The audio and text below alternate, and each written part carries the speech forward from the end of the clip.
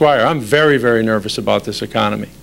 But I will tell you, for the first time in my life, I am proud to stand up here and say I am not in the public sector.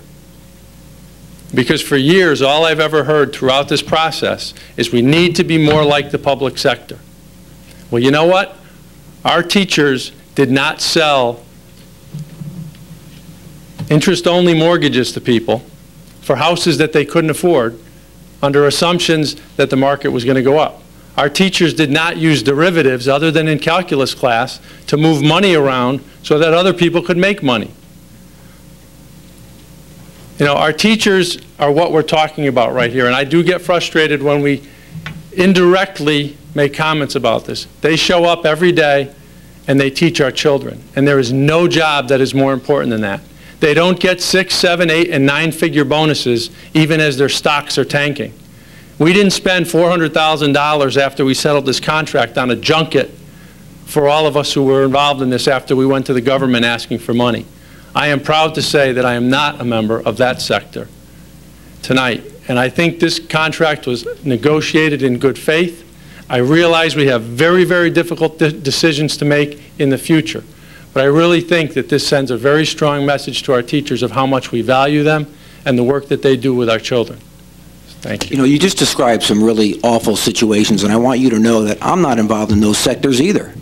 There's never been a time in my life when I ever cheated anybody out of anything. And I deeply, deeply resent your associations with me and those people you've just described. And I can also tell you many people in government, in the government sector, public employees who screwed up this economy so badly, and you won't name their names, and the only people you described were people in private industry.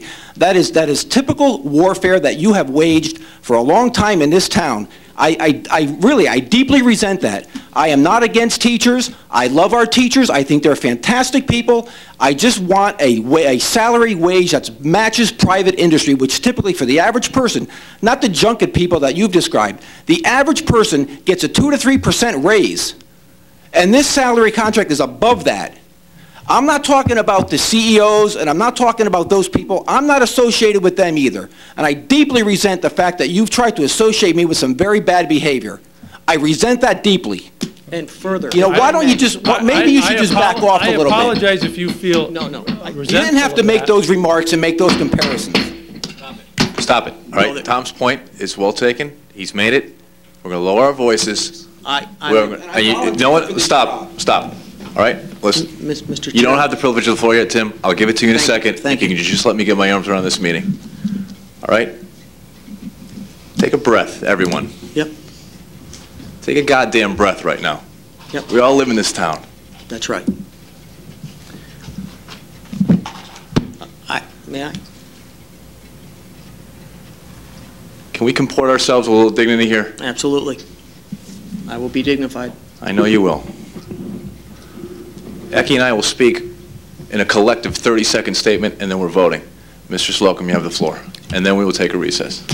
All I would like to do is to address a notion that I have been fearful of, and that is somehow our capital structure is to be replaced with a socialized structure, and evidence of that just came across that microphone in a way that really horrified me.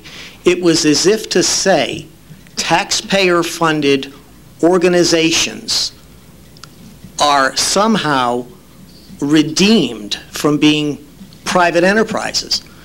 Taking risks and every other type of behavior in private enterprise is a problem.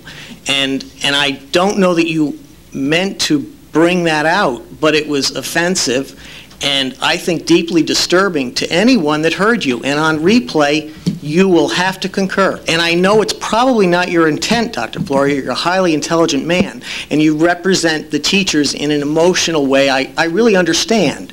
But it came across very badly, and I think Tom's comments arose from the tone of your comments. My passion is for the teachers.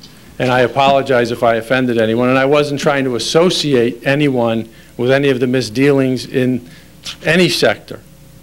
I was simply saying that I stand here in support of our teachers in this agreement and the work that they do. And that was my intent. And I apologize if I offended anyone, but again, I do believe that we need to value that work.